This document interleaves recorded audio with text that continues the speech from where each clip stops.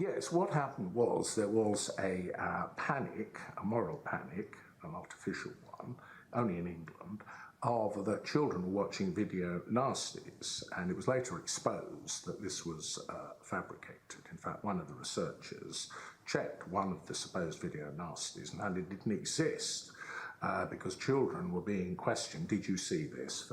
Out of bravura, saying yes.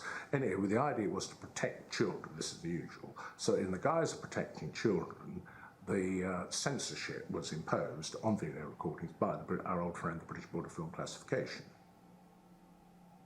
Well, the penalties for contravening the Video Recordings Act, in other words, selling unlicensed video recordings, were 2 years in prison and or a fine.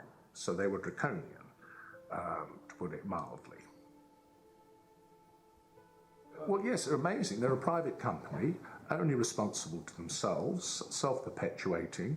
They're exempt from the Freedom of Information Act, and they're used by the government as an instrument of censorship. So the government say, oh, we don't have state censorship, we just ask this body to regulate it. So they're used as a sort of fall guy.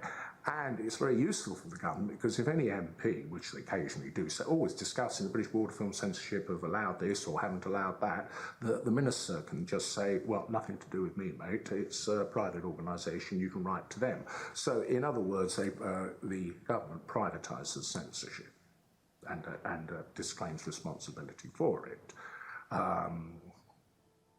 Very useful.